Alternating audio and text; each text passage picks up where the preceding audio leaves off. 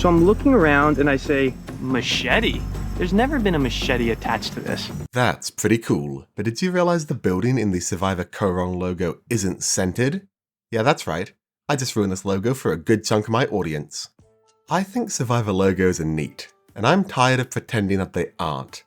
They're often the first thing we see of the season and give us a glimpse into what we may be able to expect. For example, I predict in Survivor 40 Several, someone will turn into a vampire. But did you know these logos often hide little details in them? Like this one, it has a kangaroo in it. Because the castaways are hoppin' mad. I'm now going to spend a decent portion of my life pointing out some of these hidden details, in no particular order, because I would do anything related to Survivor, except actually watch Survivor. Why would I watch Survivor when the logos are right there?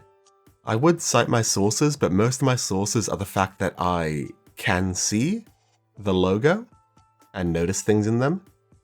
I spent a lot of my childhood looking at Survivor logos like an unhealthy amount. This video is really just an inevitable side effect of both loving Survivor and living in a country that seems to do everything in its power to prohibit me from actually watching Survivor.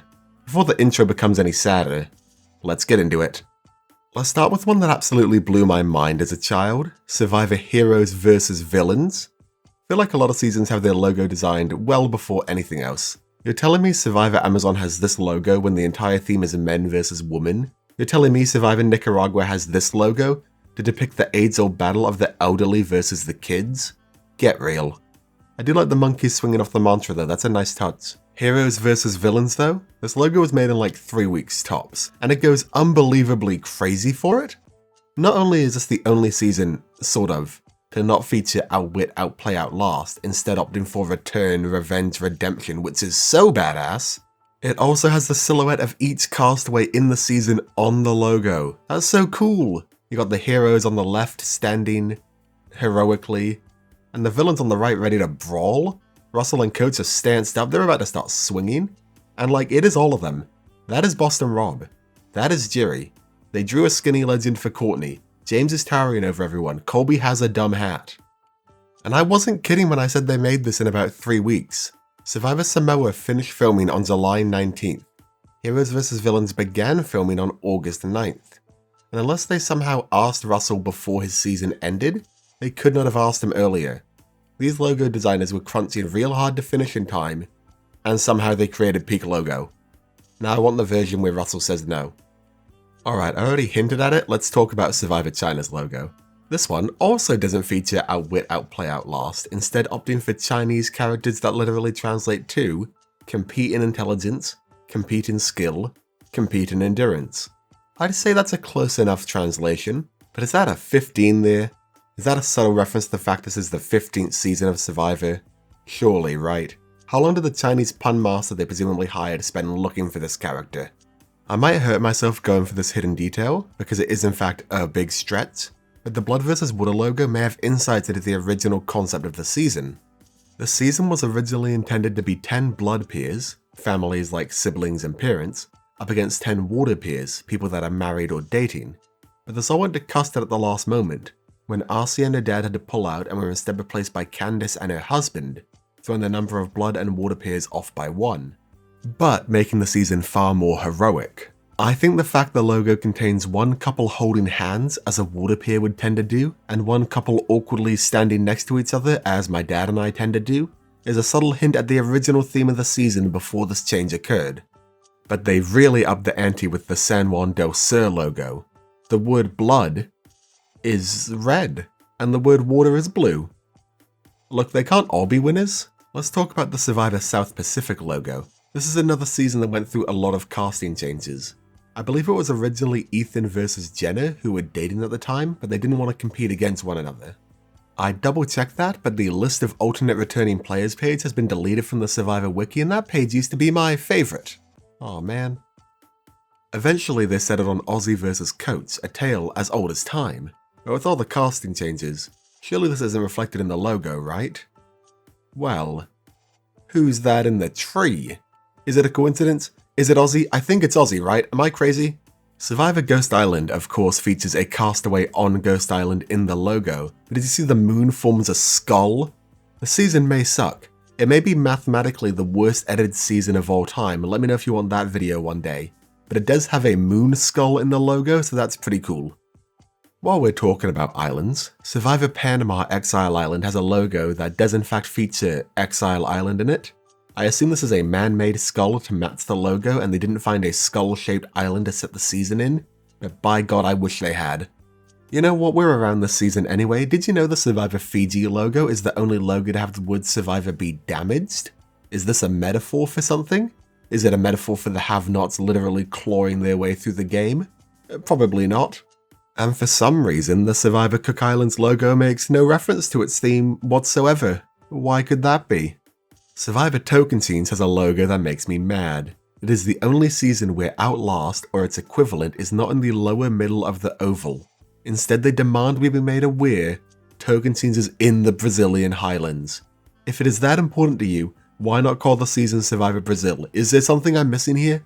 In the Survivor Millennials vs Gen X logo, which character do you think is meant to be a millennial and which do you think is meant to be Gen X? I have my opinions and I feel disturbingly strongly about them. Don't test me. The Survivor 43 logo is where conspiracy theorists go to prove Survivor is actually a scripted TV show. Because who won Survivor 43? It wasn't a giant frickin' octopus. It was Mike Gabler. And who's that in the Survivor 43 logo? Is it Gabler? Is it a coincidence? It's definitely a coincidence, but I think it's a pretty funny one. I do think the New Era logos have been pretty weak this entire time. Survivor 41 started off pretty well. The hand coming out of the water triumphantly holding a torch, as if to say, "You can't kill me, I'm literally a survivor." The torch passing around the back of the eye to light it is a nice touch. I can do without the giant 41 screaming at the top of the logo, but hey, good start. Then Survivor 42 happened? There is not a single maze in this season. There are no keys or locks at all. This would be a better logo for Survivor 44 where they hid the idols in locked cages, right? You see, the logo has 4 people in it to symbolize the fact that it is the 44th season of Survivor. Isn't that cool? This logo has 2 people in it to symbolize the fact that it's the 22nd season of Survivor. Pretty neat. There were no pelicans in Survivor 45, and that's a damn shame. Just like there were no night challenges in Survivor 46, what the heck? Although Ben's night terrors did play a big role in the season. Hang on a second, maybe we'll let them cook for Survivor 47. I also think the New Era logos mean we will never see Hunter's Journey Challenge go beyond the first 40 seasons. Wait, which one came first? I don't remember. Is it even possible to stop putting the numbers on the logo now? I feel like we're locked in. Before the New Era, Survivor Winners at War had a cool multifaceted logo. The sail represented 2 things. The sail that people can raise when they want to quit the edge of extinction, and the boat from the very first Maroon in a Survivor showing just how far we've come in 20 years. I could do this for an unreasonably long time, but I'll close out by talking about the Survivor All-Stars logo. Not because the logo itself is anything special. I don't think this person's actually based on anyone, which is a shame. The torch carrying may be a reference to the very first challenge of the season, they have to light a pyre, which in turn would make it a reference to the first challenge on Survivor. It's not the biggest stretch in the video, I'll take it. But the real reason I want to talk about it is that this logo bears a striking resemblance to this logo, the official Survivor logo, one I bet some of you haven't even seen before. What's the point of this logo?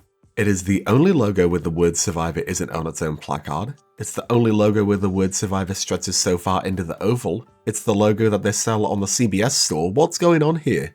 Does Jeff ever wear this logo on his hat in the show? It confuses me. It's like a cryptid.